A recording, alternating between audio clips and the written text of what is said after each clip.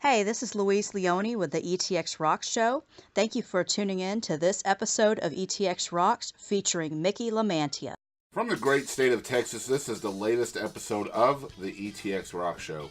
Nestled in the piney woods of East Texas, the ETX Rock Show delivers the stories and songs of talented artists of all genres, all styles, from the unheralded and unheard to the legends and beyond. We bring a passion for music and a drive to go behind the curtain with our guests. We focus on all artists, from LA to New York, Nashville down to Texas, and everywhere in between. ETX is our location, not a limitation. Now, as always, it's viewers and listeners like you out there that are our biggest support for the show. If you want to contribute to the show, please do so by donating to www.paypal.me/ETXRocks. And thank you for tuning in. Wherever you're tuned in, please hit the like, follow, and or subscribe buttons. And now, for another great episode of ETX Rocks. Hey guys, thanks for checking out this episode of the ETX Rock Show. This is the 214th episode of the show. And Mickey Lamantia is proof that good country music can come from pretty much anywhere. The Cranston, Rhode Island-based prison guard has toured with Willie Nelson. He has won awards, but his main focus has always been to impact people's lives with his music. With his smart usage of social media, he has forged a huge space for himself in today's music world. Now, Mickey has a brand new album on the horizon called Every Bad Habit, which is releasing in a few days. And we're really, really excited to be talking to Mickey for the first time on the ETX Rock Show. We have Mickey on the phone. He just got out of work. How you doing today, man? I'm doing good, Chris, man. Thanks for having me on, man. I appreciate it. No problem. I appreciate you taking the time to talk with us today. And so you've been a prison guard pretty much like 20 years now, huh? 20 years, yeah. It's so, you know, like you said, I'd done the small tour with Willie at 22, and then I got this job and kind of put music on the back. It was kind of a hobby more than anything for the last 20 years. Yeah, well, it's definitely become more than a hobby here recently. I mean, with your social media reach, you've got multiple videos and the millions of views, and I think I kind of contribute that to just really good, solid music and smart usage of just being consistent on social media. And I mean, you're not a young guy, so how did you kind of create this niche for yourself, especially on Facebook? Well, I think it kind of goes back to the first album when I did the EP, The Dash, and I wrote The Dash.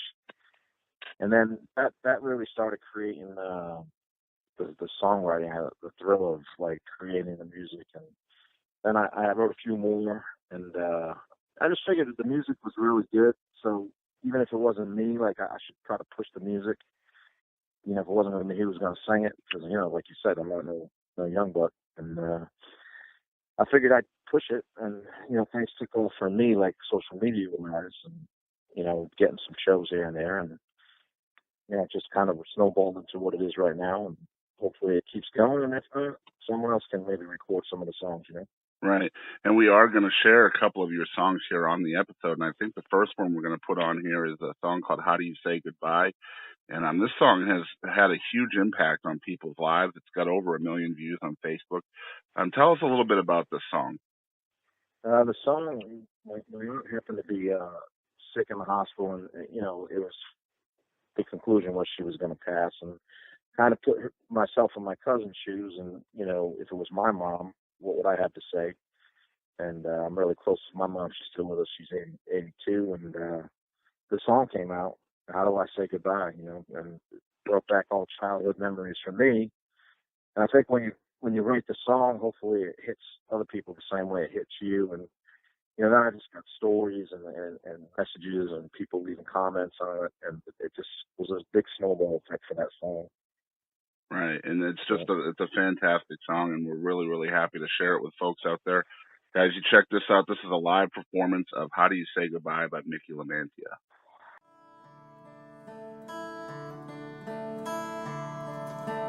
Who can I call on the phone when I needed you? You were always home. You lift me up when I was down, turn this frown upside down. So how do I say goodbye to you? How do I say goodbye to you? You've been here since I was a little man, holding on to my little hand. So how do I say goodbye to you?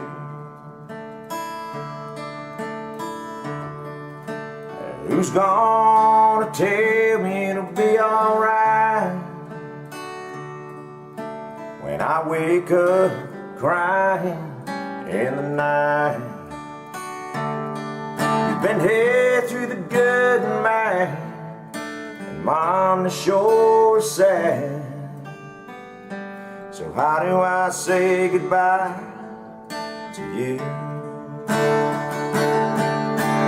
How do I say goodbye to you? Been here since I was a little man, holding on to my little hand.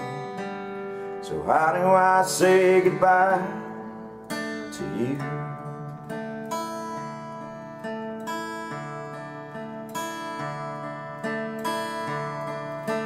Who's gonna give me a hug,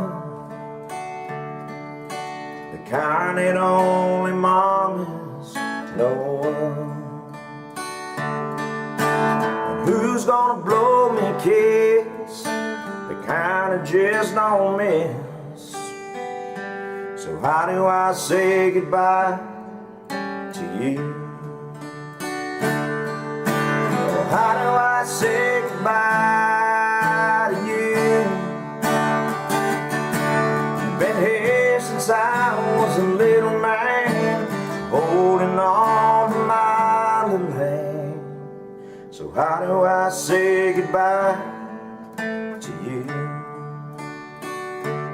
You've been here since I was a little man, holding on to my little hand. So how do I say goodbye to you? All right, so we are back, and we have a sponsor for this episode. I want you guys to check out this message from our friends over at the Eastgate Rock Band.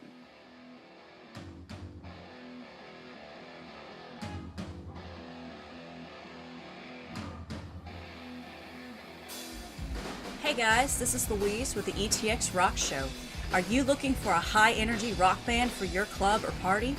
Well, look no further than our friends from the band Eastgate. Eastgate is ready to perform wherever you need them. With original material and their own unique spin on carefully selected cover tunes, Eastgate brings an awesome experience for up to a 4-hour set.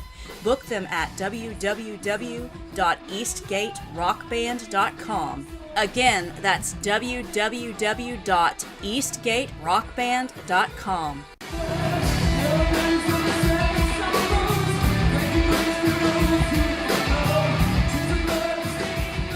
All right, so we're back with Mickey Lamantia. This is episode 214. And Mickey is from my neck of the woods. He's from Cranston, Rhode Island, which is about, I guess, probably about 30 minutes away from Brockton, Mass., where I grew up. And if you're not familiar with the Northeast, guys, there's not really a huge country music scene up there. To say the least. Right, exactly. I've told stories on this show where in Brockton we had basically one country station that we could get kind of close to where I was at. So it was really difficult to even be, inspired by country music as a young kid. Was it the same for you? Yeah, it was. I mean, definitely probably didn't share, in high school or with the baseball team or whoever that I sung country music on the weekends. And, but I used to go out with my uncle playing there was a local scene in Rhode Island, like 4 or 5 real kind of honky-tonk bars that I could go play with him and do a couple songs here and there. And, so, and then, like you said, we talked about earlier, there was a few jamborees in Massachusetts that I used to go play with Yankee Jack back in the day. And, but the scene you have to win crowds over. When you play nowadays up here in the north, it's like every crowd is not a country crowd. You have to win them over. Right. Compared to like you go down south, if you're good and they like what they hear, they love country music. It's just it's a given. So up here, it's just not that great. Yeah, and for those who may be hearing about Yankee Jack for the first time, he was kind of the biggest name in Massachusetts, in New England, really. He's a Hall of Famer up there, and a good friend of my parents when I was a kid, and we just lost him in, I think, 2016, late 2016, and Yankee Jack was kind of the measuring stick up there as far as country music goes. So to hear that you played with him is pretty cool. Yeah, him and Marie were actually, I mean, man, between the Thompson Brothers Band, Jody Messina, yep, myself, you know, we all as kids used to go sit in with them and play at their festivals or jamborees or what you may. But great people, and they always shared the stage and spotlight with other people. Right. And so have you ever played Indian Ranch out there in Webster? Yes, I have. Yeah. Yep. That's a we great did that. venue. Matter of fact, I think I did one with Yankee Jack out there, and played Indian Ranch, which is a pretty big venue in Webster, Mass. You get Jamie Johnson comes down there, Charlie Daniels, and I did get after I played with Willie when I was 22. I went to see Willie Nelson play there, and Pootie was the road manager at the time. He took me backstage, and I watched Willie play from the stage, which is pretty cool. Wow. So that had to be something else for a 22-year-old young gun, just kind of, hanging out with Willie and opening up some shows for him. Did that kind of open your eyes to whether or not you could make it in this? Well, I think that, when you do it at such a young age, so it kind of blew by real quick, and it was pretty exciting to do it. And, even sitting there signing autographs after these shows, it kind of makes you feel like it's going to happen overnight. And when it didn't, I got a job and I went to work, and, I played music on the side. And then I picked it up again. It doesn't happen overnight for anybody that's young like that. It just doesn't work that way. Right. Yeah. And it's the music business is work ethic related. I mean, if you don't have a strong work ethic, just forget about it. Things aren't going to happen just for the sake of happening, No, it's you have to build the foundation of people. If you look at Jamie's not on the radio much, and but if you go to one of his shows, they're always sold out. Yep. Jamie has like a cult following of fans because he writes his music, he puts out good music, he got that great honky tonk sound. Obviously, the voice is great, and that's kind of what I try to do through social media is build my fan base through there. I don't tour because I work full time. I go out and I do shows here and there. I got 2 kids and I'm not willing to put it all on the line for and ruin their future until I'm sure that I'm going to be successful at what I'm trying to do. Yeah, and that's something I really wanted to talk to you about too. As someone who's, you're kind of putting your own dreams on hold because the family life is obviously more important to you, and it should be, honestly. But I mean, you've got this huge following, so I'm sure moving to Nashville or even Texas would probably benefit your music more. So, what kind of struggles have you had, trying to, stay true to that decision, family first? Well, I think that when, someone in Texas wants me to come play in Texas, it's probably a 20, 25-hour ride. Yep. If I want to go to Nashville, it's a 17-hour ride. Right. I got offers to go to Virginia, which is 10, Ohio, 7. Everything is like far away. Right. So there's no like middle, like Nashville's kind of centered. You go either way, 10 hours either way and hit pretty much anywhere. But where I'm at, you got to go 17 hours. And to go down there, you have to book a couple of weeks worth of shows to make it happen. And, with a full-time job, it's kind of tough. Right. So every now and then I get a call. I got a call to open up for Gilley and Mickey Gilley down in Nashville. I got a call to go do Tumbleweed with Jamie Johnson and Cody Jinks. And I go do those big shows or, and a lot of times it costs me money to go do it, Right. The pay that I'm getting doesn't even cover the band and the tickets, to get there. So it's definitely a big obstacle to overcome. That was your first time playing Nashville, right? It was opening for Gilley. I've been down there and played the bars, but that was probably that was probably my first bigger show in Nashville. And then I did one with Outlaw Sirius Radio, Dallas Wayne. I did one for him, and Randy Travis was there. So I've had a couple down there that were pretty decent shows. Wow, that's just incredible for a New England kid.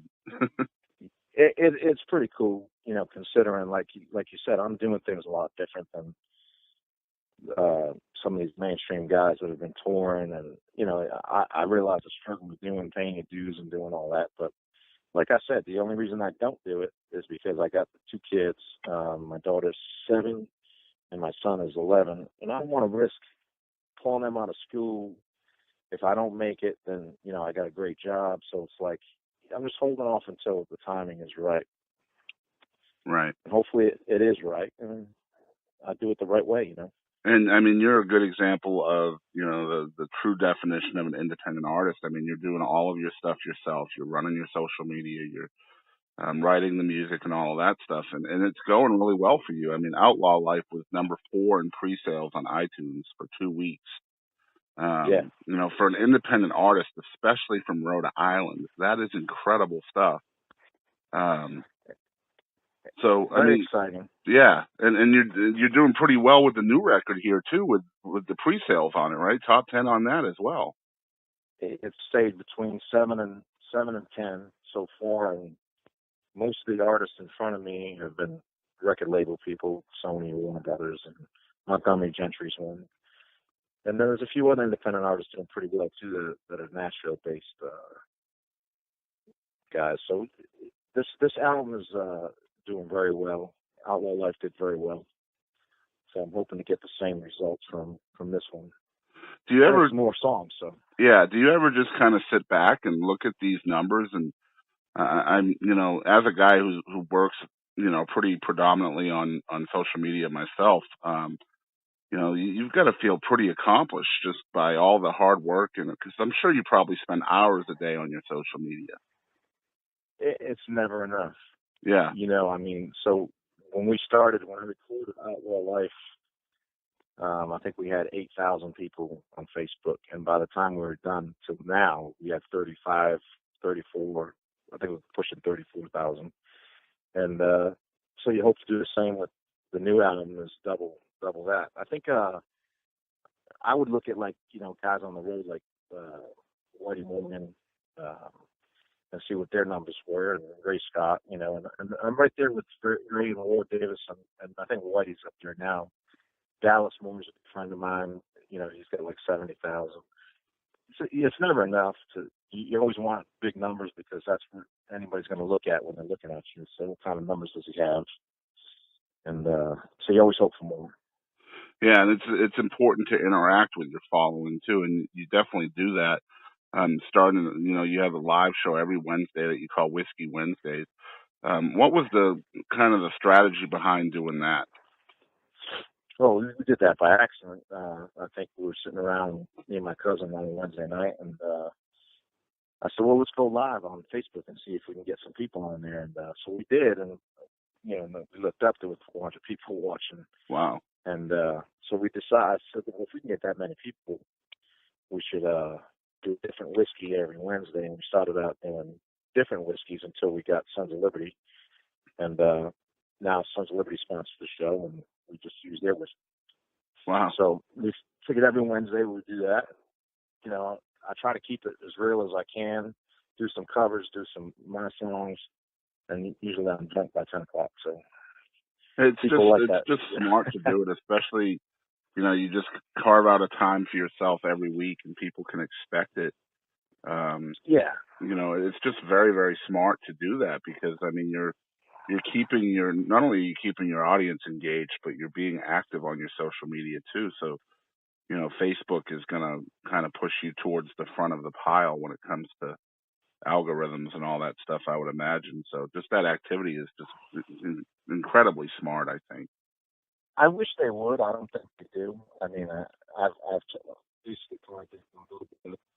I still believe that it's only delivered to a certain percentage of people, and I think they shut the notifications down sometimes, and people have to go in and reenact the notifications to see if you're on. But the key is they know where I'm at on a Wednesday night. Right. Are you like me? Like you're always kind of testing the fence, so to speak, to see what you can do, what you can't do with social media? Absolutely. Like, if I go on a holiday, let's say 4th of July, for instance, if I go live in the middle of the afternoon on a holiday, we'll get 600, 700, 800 people at a time. Right. If I go on today at the sit right now, I will only get 100. Right. So it's definitely I think the Facebook takes holidays off. I think there's the people. I've never kind of noticed that. I never noticed the holiday effect. I'm going to have to keep an eye on that. Yeah, absolutely. I've tested it like 3 or 4 times, and every time the numbers are through the roof. That's cool. So, one thing I always need to talk about when I have a songwriter on the show is kind of your process for creating. Now I know that, you started, in your early 20s, but then you took off a lot of time to focus on your job and your family and stuff like that. So first, I'd love to hear about kind of the evolution of your songwriting over the years to now, because your stuff now is so hard hitting, and the word I always think about when I hear your songs is listenable, and I don't even know if that's a word, but it's just it drags you in and makes you hear the lyrics instead of just the music. So I would love to hear what your process is for the writing, and also what the evolution process was over the years. Well, years ago, I probably was one of those. I probably used to write love songs and then try to write some hardcore country songs, and maybe try too hard. What I learned over the years is to basically write to your voice. The last 4 or 5 years is, I can't write a song and sing it like Eric Church can sing it. Right. I have to sing it in my own voice, deep voice, and so I stopped, with the highs and some of that stuff, and concentrated on the lows, And then I think that the process for me is to have a really good title. So you're always on the lookout for so I'll give you an instance, the ATF song, Alcohol, Tobacco, and Firearms. Right. Before I wrote that song, I had that in my notes for a year, and I had a little block one day, and I said, I got that. And boom, within 20 minutes, I had written the song, and then the ATF song, and that I think that's one of the songs, right, that I've had over 1 million views. That and How Do I Say Goodbye? And, the title, I think, is everything. If you can get a good title and work from there, and basically in 12 lines or less, maybe 10, if you can tell a story and make people feel like they can connect to it, I think then you've done your job, Yeah. That's my process. To be honest with you, most songs I write really quick. I don't put them aside and come back to them. If I can't write it in a short period of time that I usually my time frame, then I probably just throw it up and throw it away, to be honest. So you don't typically come back to a song and polish it up. It's just whatever comes out right maybe there. Right, maybe a title, but very rarely do I come back to a song and say, I only wrote half of it. Because usually I go right into the second verse when I'm in the flow of it. And to me, it's all about the flow of actually writing it and, keeping the same, what's the word I'm looking for? The same consistency process.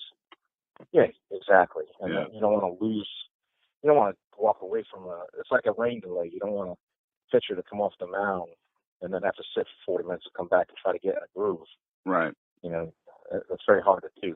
So that's kind of the same principle with songwriting. That's a cool way to look at it. So, I mean, basically you're trying to draw people in with the title of the song and get people to play it. And then you have 10 or 12 lines to kind of hook them into the song from that point. There you go. If you see alcohol, tobacco, firearms, you're going to click on that and say, I got to hear what this is. You know, it's like Whiskey Man and Hellbound. Right. You got to click that and see what it's all about. So, I mean, I think that's the key to, you know, especially being on iTunes at number, I think we're 8 right now. It's very visible to people, and if they're looking at those albums right there, they're going to click on my album and they're going to see that song there, and they're going to click on it. Every Bad Habit is a good title. They're going to click on it. Right. So And another really cool thing that I'm loving, and I can't wait to hear the whole record, is you have a Tony Stampley original on this album as well. It's called what's it called again? When I Get on a Roll. When I Get on a Roll. It's probably one of the coolest things. So each album I do, I try to take one song from an accomplished songwriter and put it on the album. Last album was 23rd Song by Joe Boyle. Right. And Jeff Hurst. Yep. And this one is When I Get on a Roll by Tony Stampley and Trent Tomlinson. Okay. And Ash Underwood, I think, wrote this song. But Tony's had 17 hits for Hank Williams Jr. Yep.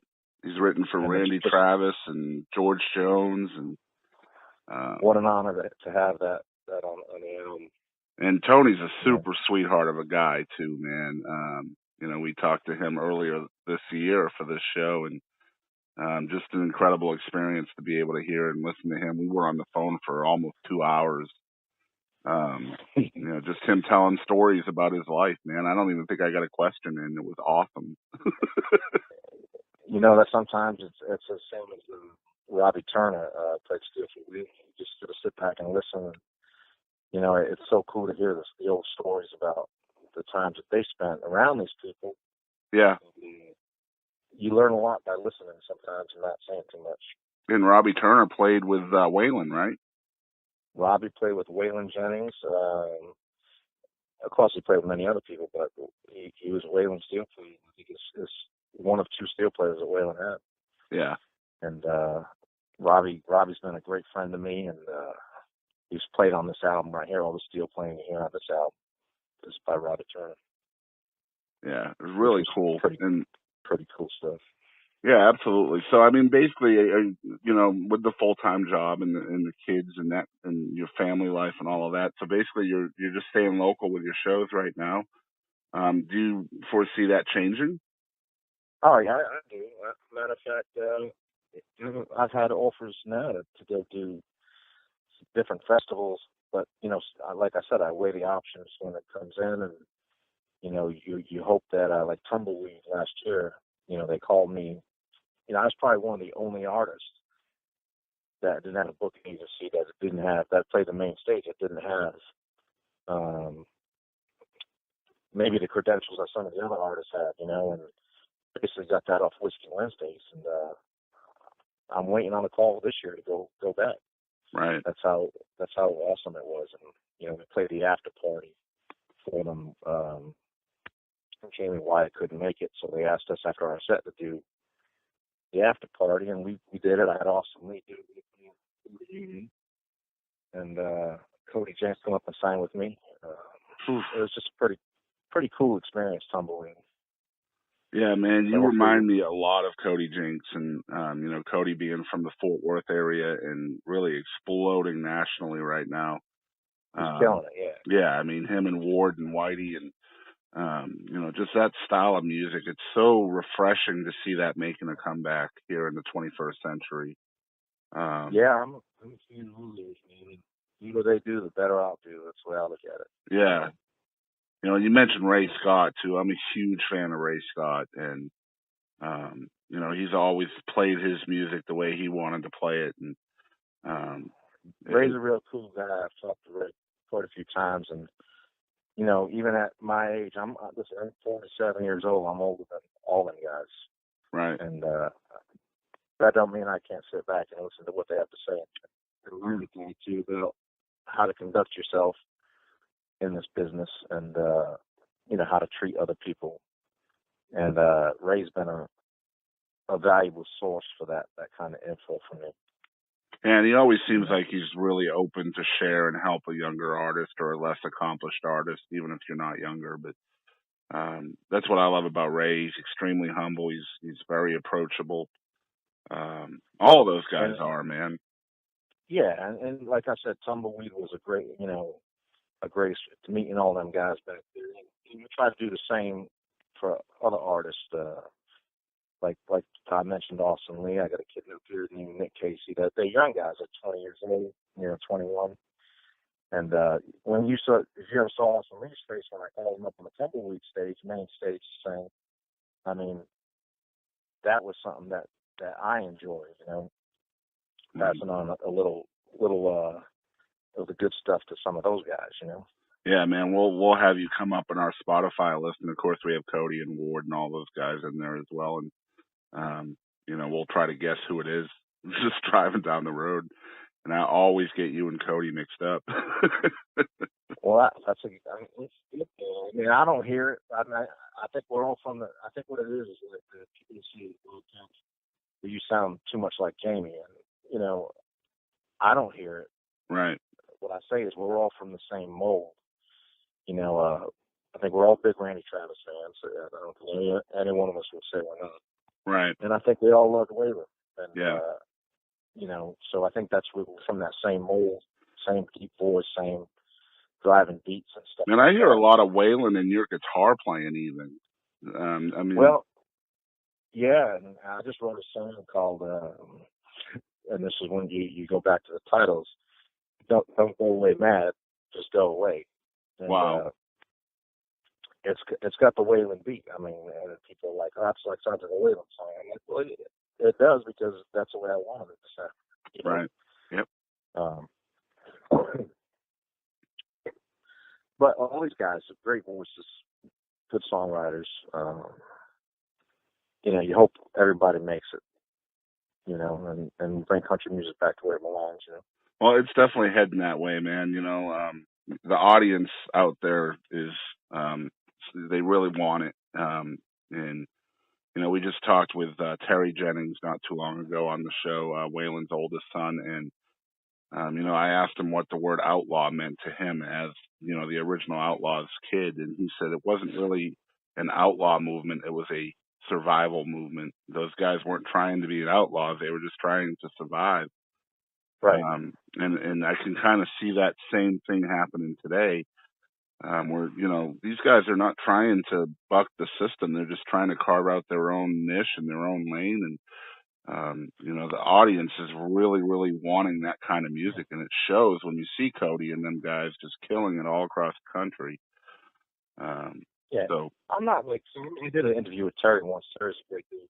Yeah. I'll tell you this, the record labels aren't going to pay attention to what we're doing, what Cody's doing, I'm not saying that's the case because I don't know what's going on in this camp, but you have to do what you have to do. And if you're not willing to sing pop country, which I don't think any of us are, then you have to carve out your own niche. And if, being an outlaw doesn't mean you're a big whiskey drinker, doesn't mean you're a big pot smoker, or those are things those guys did because that's what they did. Right. That didn't make them the outlaw. It was the music, It Yep. was bucking the system in Nashville when they weren't wanted. Yep. And making great hits and just making the music the way they wanted to make it. It's the same today. It's Yep. the same thing today. And people want to say, I wrote Outlaw Life. So you think I'm outlaw? No, I definitely don't. If you listen to the song, Outlaw Life is about you can't be them guys. Right. You can't do a fistful of cocaine and live, and drink 20 bottles of whiskey and live. Those guys set the example, and it's one I really don't want to follow. I mean, don't get me wrong, I got a whiskey deal with Sons of Liberty, and I drink whiskey, but I'm not looking to go do a fistful of cocaine and go to rehab, and Yeah. You can't follow that. Those guys did something that was incredible, and the music was awesome. But to live that lifestyle, you're gonna cut some years short off. That's what my song is about. It's not about saying Mickey Lamantia is an outlaw. Yeah. Or this guy's not an outlaw. You know what I mean? I think I don't that think so. term is kind of overused today. Anyway, I think too many people are trying to be outlaws when they should focus more on the music. I think Exactly. So, and that's exactly what I hope with this album. People see the softer side a little bit because there's some classic country music in this album. There's some slow songs in this album, and it's not all just like singing about shooting guns, and although there's some of that in there, but yeah. and drinking. All right, guys. So we're sitting here talking with the originator of ML 750, Mickey Lamantia, on the ETX Rock Show. And guys, we're going to be right back right after this. Hey, y'all, this is Ray Scott, and thanks for tuning in to the ETX Rock Show. All right, so we are back. So I guess we have a surprise segment that we're gonna surprise you with here in a second. But this whole ML 750 movement, where did that come up? How'd you come up with that?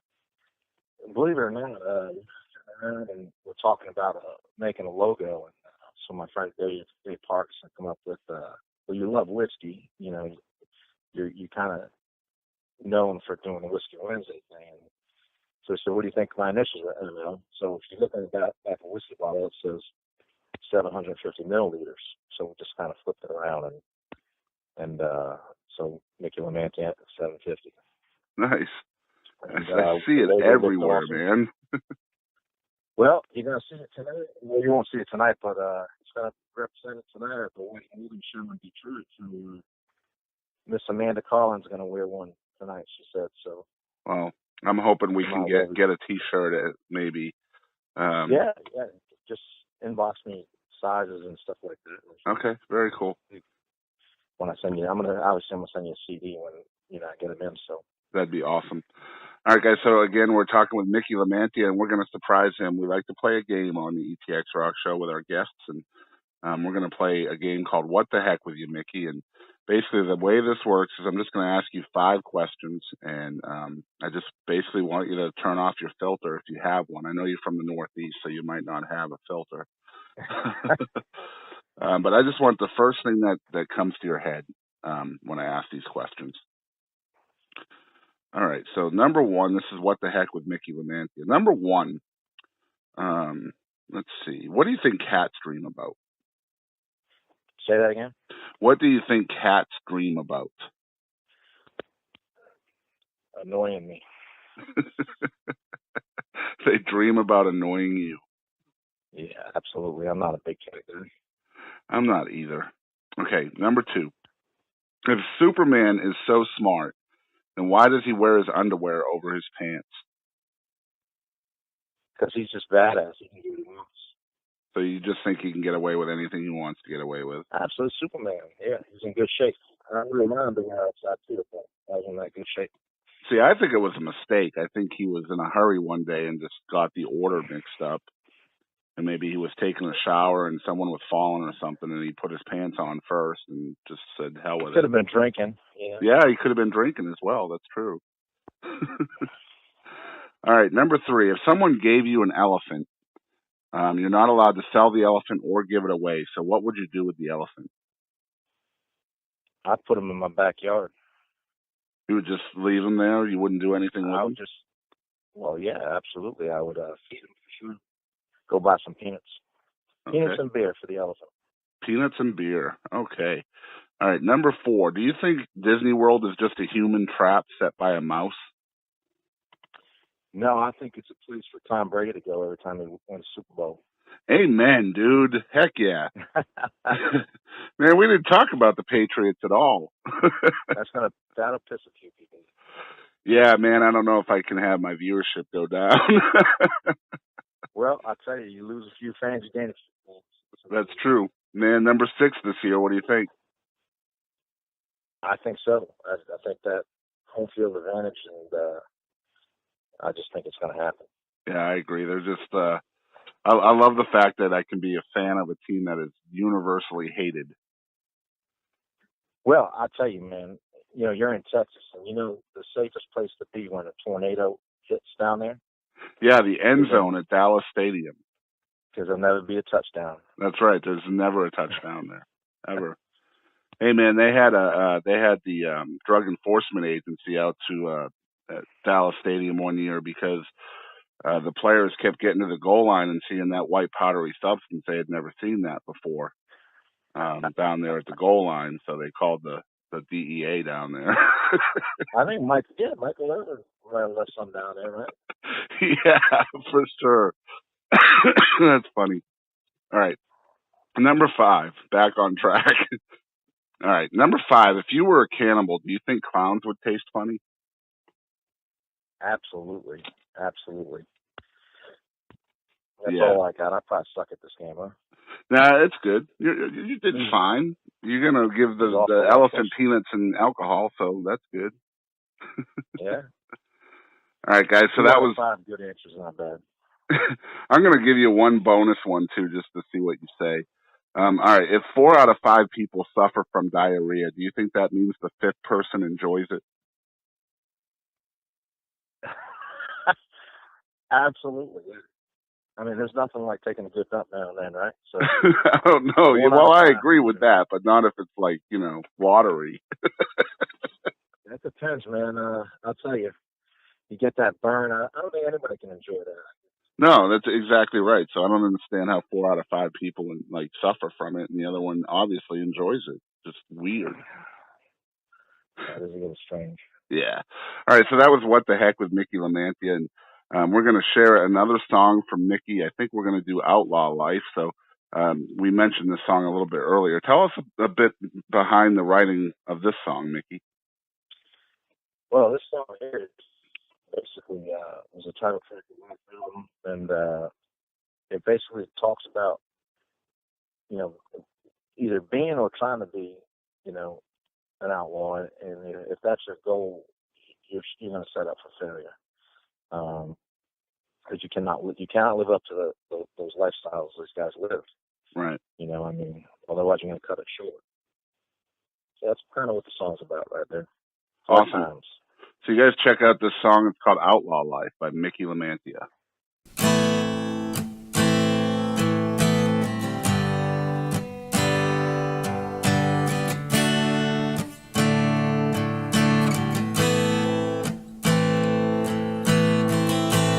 I've been down and I've been out. I almost drank myself to death. Done some wrong, I done some right. Yeah, I am guilty of regret. I smoked some weed, I tried cocaine. I paid the price of getting high. I saw my grave drain on my head and I cried, trying to live this outlaw life. I lost my friends and lost my wife. The whiskey cuts just like a knife.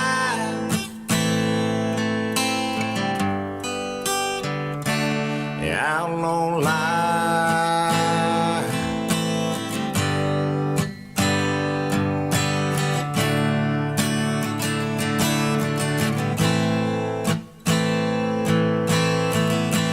I've been cut, I broke the law.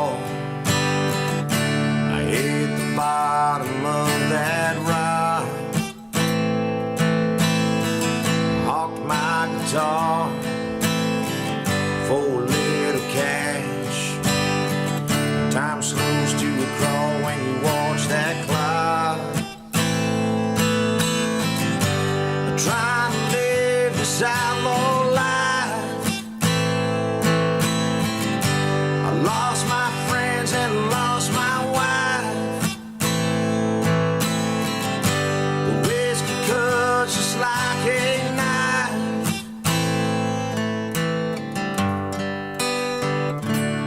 Outlaw life.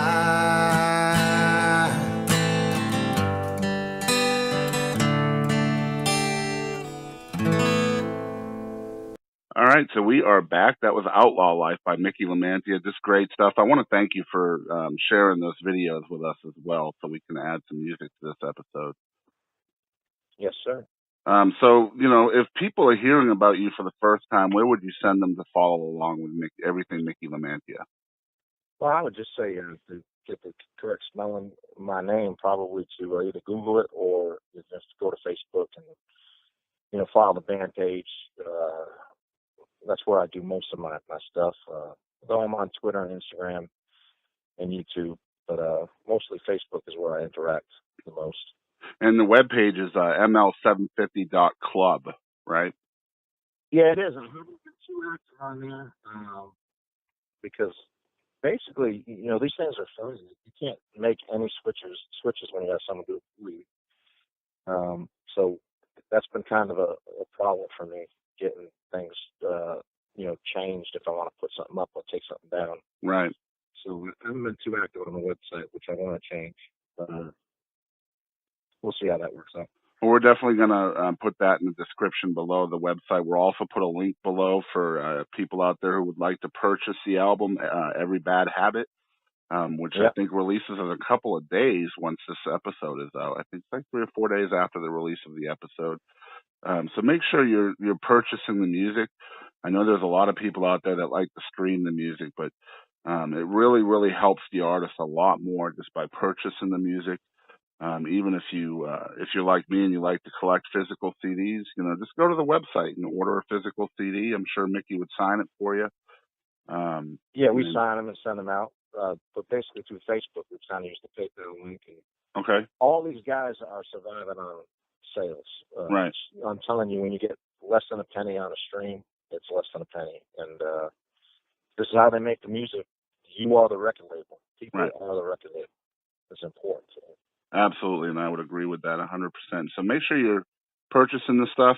It's called Every Bad Habit. It's Mickey Lamantia, and definitely want to thank Mickey for spending a few minutes with us today. It was a pleasure, man. Yeah, it was my pleasure, man. And it was a good conversation with him before we got on, and hopefully keep in touch for sure. Yeah, absolutely. And all right, guys. So you've been tuned in to the 214th episode of the ETX Rock Show. Can't believe we've done so many of these shows, and just feel extremely blessed to be able to get to do what we do. We get to tell the stories behind the music, guys. And we've had Mickey Lamantia here with us today. I'm going to spell out his name for y'all. It's MickeyLamantia. The website is ml750.club. It's Mickey Lamantia on Instagram, Facebook, and Twitter if you want to follow along. And believe me, you guys don't know how much that helps the support of an artist just by clicking that like and follow button everywhere. If you're listening in to the ETX Rock Show for the first time, we would love to have you guys aboard as well. Follow along with us on Facebook, Instagram, and Twitter. We're at ETX Rocks. Wherever you're listening or watching, hit that like button or follow or subscribe, whichever. And if you want to help out with us financially, you can do so by going to www.paypal.me/ETXRocks, and every dollar goes right back into the show. We definitely appreciate that. As we always say on the show, we want to thank everybody out there for always supporting live music of all genres and all styles. And don't ever forget, ETX rocks. That's right. Howdy, folks. This is Aaron Watson. This is Bree Bagwell. This is Jake. And this is Walter from Rocky Queen. This is Curtis Grimes. Monty Pittman. This is Doug Supernon. I'm Heather Little. This is Rob Redwine. Ho! Hey, folks, I'm WWE Hall of Famer Hacksaw Jim Duggan. Hey, guys, I'm Katie Lynn, and make sure to tune in to ETX Rocks with Boston Chris. Hello, y'all. This is Ronnie Millsap, and thanks for tuning in to the ETX Rocks show. Tough guy. Ho! Hey, guys, we're Blacktop Mojo, and thank you for tuning in to ETX Rocks.